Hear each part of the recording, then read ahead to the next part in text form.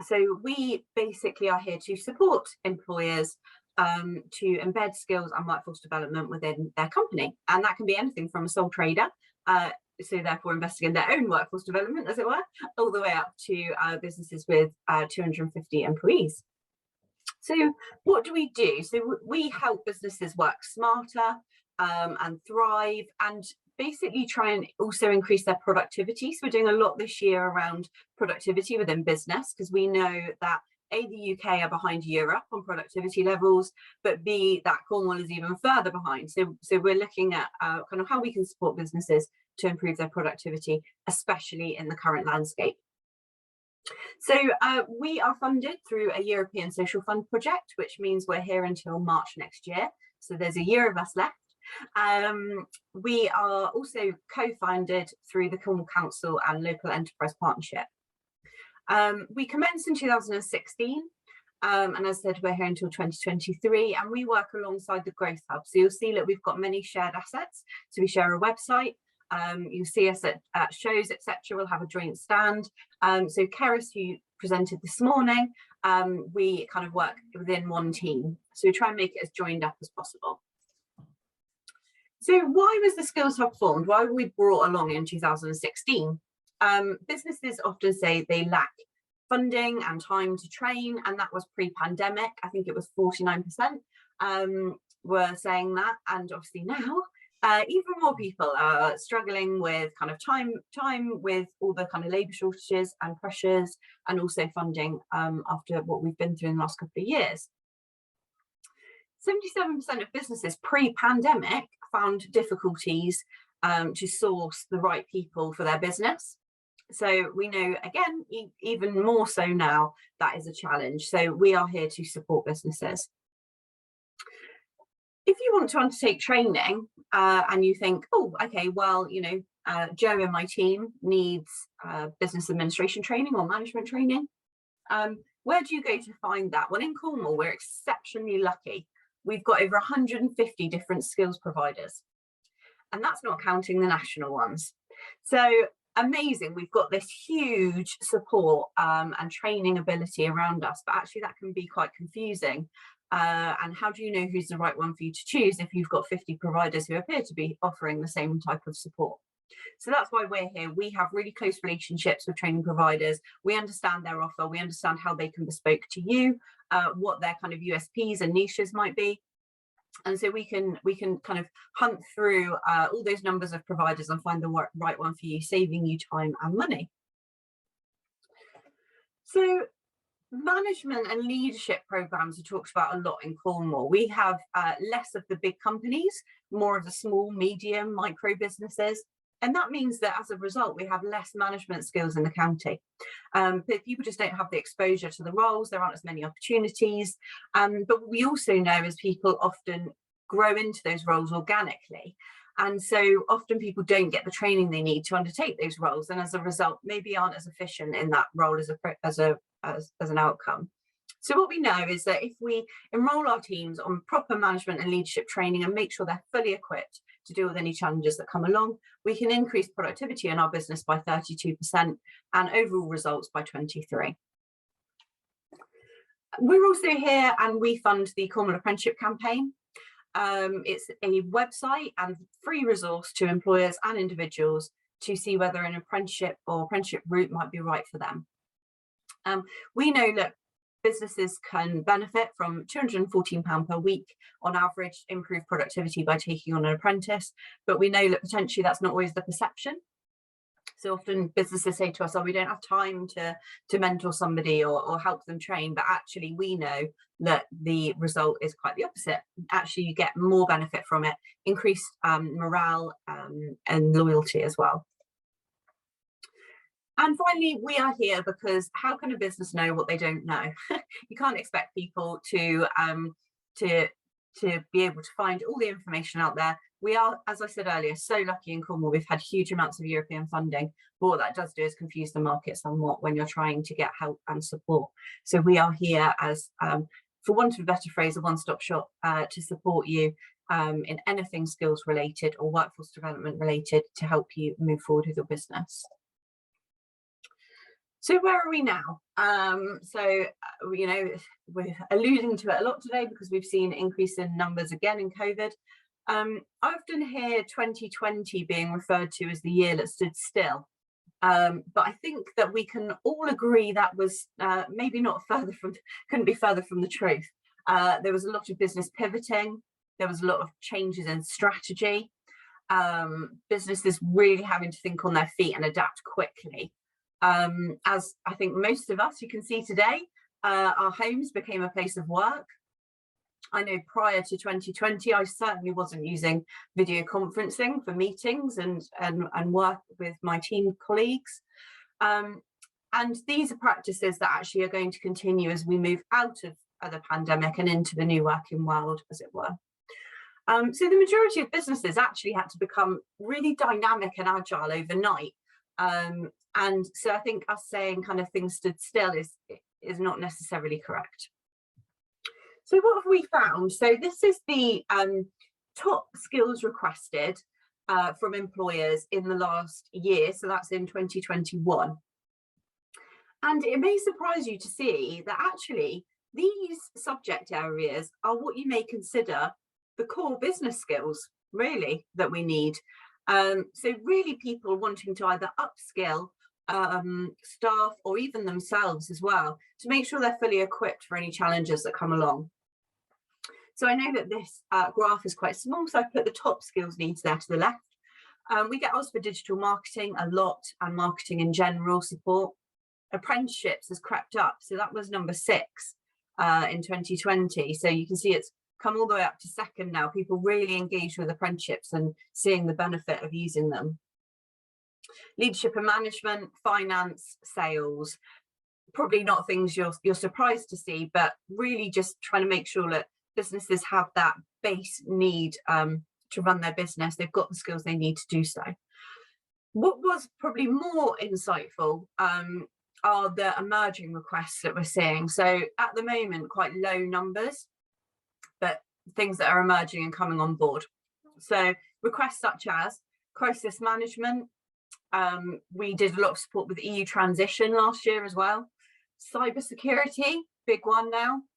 People really having to make sure they're protecting their business and that everyone within the business is aware of how to do that.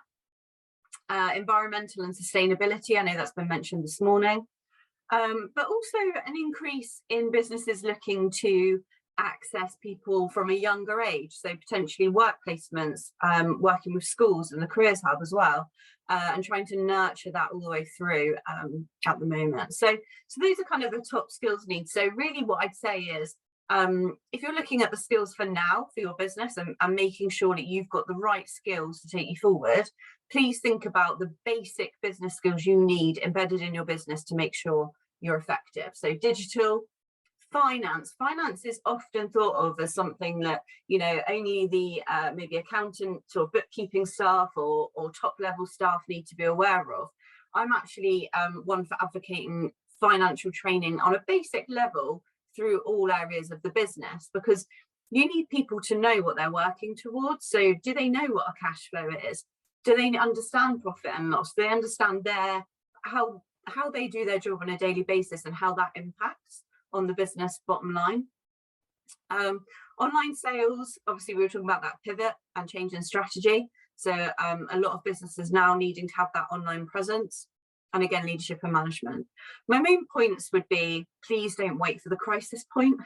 We often get businesses come to us and they say, oh, you know, that mandatory training that we need to do ran out last week.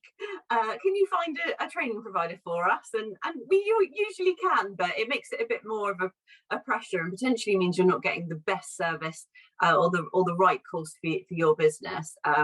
More of a ticking box exercise, and obviously that's not what we want from training. So please think ahead as much as you can. I know it's difficult at the moment, but do consider what you've got coming up and what you might need to do to meet your business needs. And also please do consider apprenticeships as well to support new talent.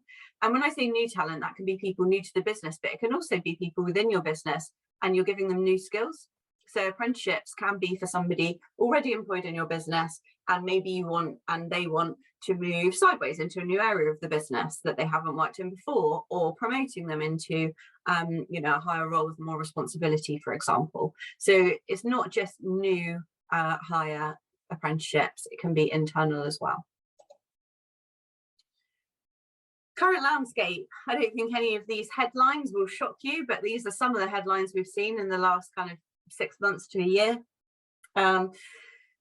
So just to give you a bit of, I just did a bit of kind of went onto the Commons library and was looking at some of the research that's been done recently. And I thought it was really interesting that the accommodation and food sector employment levels are still 11% below pre-pandemic levels. So while we're often talking about, this buoyant economy, that, we're recovering faster than we're expected, actually, for the food and accommodation sector, we're still a little bit lower than we were pre-pandemic. Food and accommodation sector also saw the biggest drop in vacancies during the pandemic. So the drop was at 93%. And that's against an average across other sectors of 20%. So you can really see the impact there. But that means obviously post-pandemic, we're seeing the biggest increase in vacancies, which is up by 112%. I'm preaching to the choir here, you all know what I'm talking about, but we are seeing at present unprecedented levels of workforce shortages, obviously from a number of factors, be it, Brexit, furlough, pandemic, pingdemic, and all the rest of it. And also we're currently in a state at the moment that they're calling either the Great Resignation or kind of the Great Move as well. So a lot of the people just moving within sectors. So we need to make sure really we are equipping those in our business with the skills they're going to need to keep us moving forward and facing these challenges that we're coming up against. And that can look at different ways of working and recruiting as well. So a couple of things just to think about when thinking about future skills for your business. We've spoken about it already today. This rise in the eco-friendly customer that we're seeing at the moment. So at the height of the pandemic, there really was one thing that many people had, and it may not have been toilet roll, but it certainly was time. So while we were all running around trying to buy pasta and flour and other amenities, everybody actually was sat at home with more time on their hands. And what we know that means is they use this time to start focusing on their environmental impact and their purchasing decisions. So there was a Global Insight survey that took place in June 21, and over half of those people, the global customers surveyed, said they'd become more eco-friendly during that original year of the pandemic. And YouGov, which is a UK survey, also shows that 81% of people polled expected companies to be more environmentally conscious around their advertising and communications, which I found really interesting, with 69% of respondents saying they're doing everything possible to minimise their carbon footprint. So we can really see here that businesses need to be on the front foot with this, taking it into account, making sure that they're meeting customer needs, otherwise you will fall behind the competition. There's also a really interesting division, because I always say with sustainability, look inside your staff team that you've got at the moment. The chances are there'll be people who are really passionate about this and will have ideas about how you can be more sustainable or reduce carbon footprint. And there's a really interesting kind of generational divide going on at the moment. So I was thinking that Gen Z, being kind of the youngest on average in our workforce at the moment, would be the most kind of sustainability aware, but actually it's not true. It's millennials, because Gen Z have grown up with kind of everything at their fingertips, this being able to order something and it arrive the next day. So actually millennials at the moment are leading the way in this. So maybe consider who's in your organization and how they might be able to support you. It doesn't have to be rocket science. It can be as easy as one or two things. I think someone mentioned earlier about the cycling and the Olympic sport, and how the smallest changes can build up to have big change difference. So yeah, consider that and how you're thinking about sustainability. The other thing for me really is just a fourth industrial revolution. We're currently in it. It's very different from the 3 industrial revolutions that came before it, and it's disrupting almost every industry, country, and creating massive non-linear change at unprecedented speed, which was only heightened by the pandemic. So in the first 3 months of the pandemic, we saw the equivalent of 7 years worth of technological advance within companies, which I find extraordinary. And that isn't slowing down, that pace of change. So we all really need to be aware of it. So really, businesses need to be considering their investment in technical infrastructure and data analysis capabilities.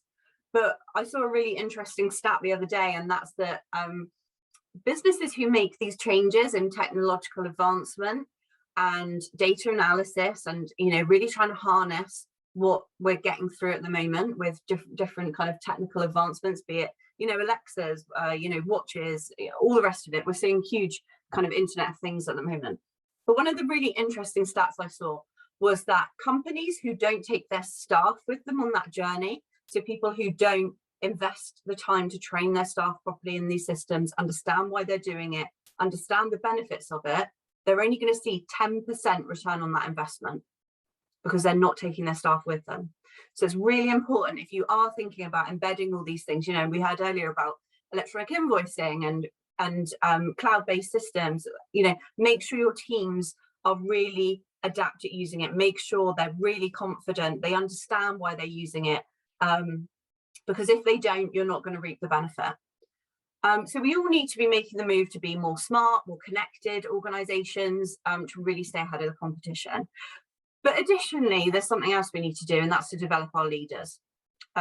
So organizations are seeing dramatic shifts, and as a result, we need people in our business who are able to help people on that journey and really support teams to move and keep up with all these different changes and challenges that are being thrown at us. We need to prepare people to be more flexible and have critical thinking skills.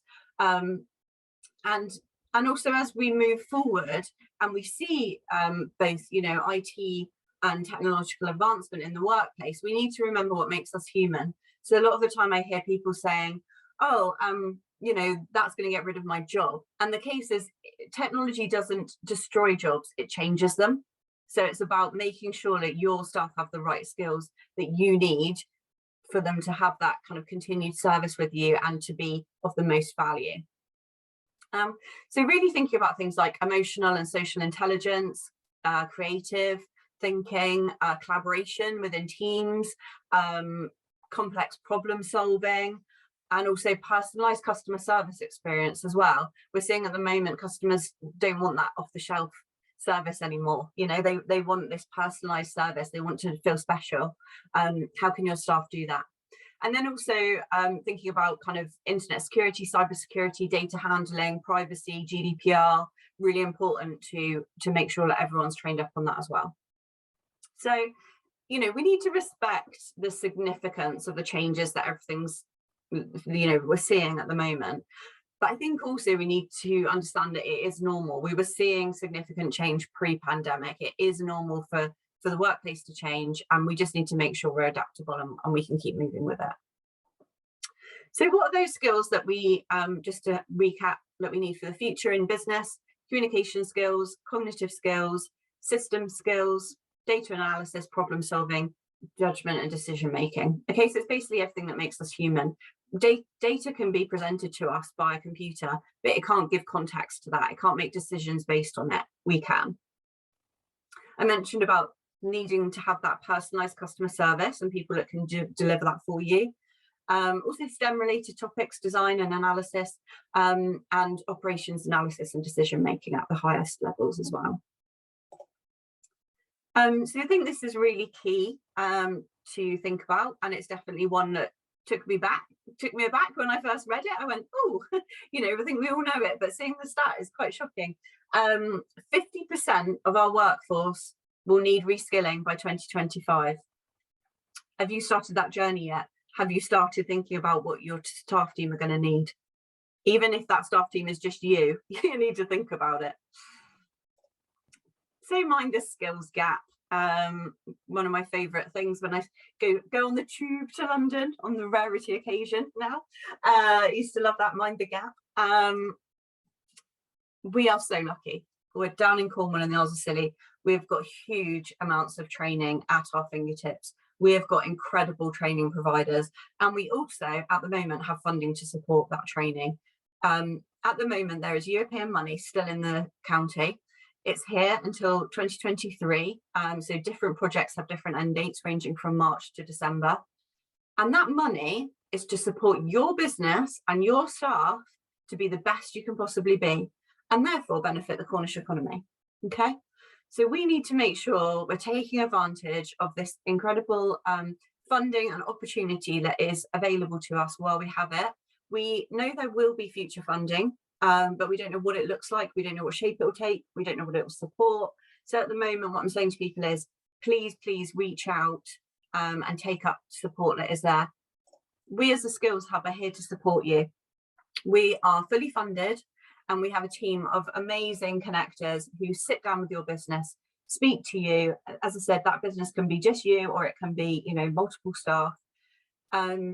We sit down with you, we really get to know your business, look at who is in your staff team, what the skills are you hold now, what you will need for the future, and how we can help you to get there. And that includes researching, finding the right training providers for you, all the right support for your business, and also trying to research if there's any funding that can support you with that as well. So a lot of training at the moment is really heavily subsidised, so it's really worth reaching out. So what do? We give a fresh perspective. You can see here Rosie saying, you know, to have somebody taking a look from the outside in, you know, all of those kind of assumed knowledge points taken away was really useful. And then also we can see here Oliver, you know, we were talking earlier about how many different training options we have down here. And he said, you know, he's been recommended training he'd never have been able to find himself because it's so confusing out there. So really reducing that burden on you, taking the time so you can focus on your business, and we can just send you the right support for you. So we are here, we are a team, we're linked to the Growth Hub, we are skills experts, we are here to ask you the right questions to help your business move forward. We're independent and impartial, so we work with all training providers, so we will only signpost you to the providers that are right for you. And a lot of businesses don't, you know, especially if you're a small business, you don't have any kind of HR support to think about training and staff training matrices and things like this, you know, that maybe the bigger companies have. So please, you know, use us. We are here to support you. That's the end of my notes. What I'll do is I'll just quickly run through Catherine's, and then we'll do joint questions at the end, if that's okay, just so that I can cover Catherine's as well in the couple of minutes we've got.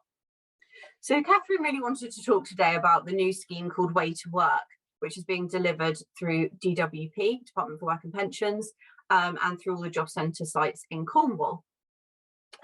So why is it there? Well, it's really to support businesses with the recruitment at the moment. And one of the key things she wanted me to get across is, if you are struggling to recruit, please speak to your local job centre.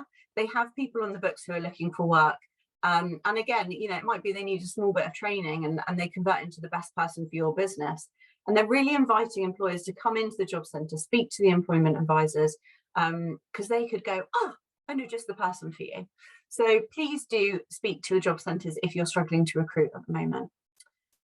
So what can they do? You know, there's a list of things on the screen. I'm not going to, you know, read them all the way through with you, but, you know, things like making sure your job description is really attractive to people who are like looking at the moment, or not even actively looking potentially. They'll actively promote your vacancies for you within the job centres as well. And you can actually have access to their premises to conduct interviews. So if you don't have a premise, I know a lot of us have moved to home working. If you don't have somewhere to conduct interviews, they will support you with that. They'll also include you in any job fairs and promotion, and also kind of help you with future recruitment campaigns as well. So these are the different kind of things that they're supporting with at the moment. So apprenticeships, traineeships, guides and strategies to help recruitment, disability confident employer schemes, work trials, you can see them all there. And this is Catherine's details at the end here, just so that everyone's got them. And again, I'm sure she won't mind these slides being shared. And I know that Charlotte's got a leaflet from her also.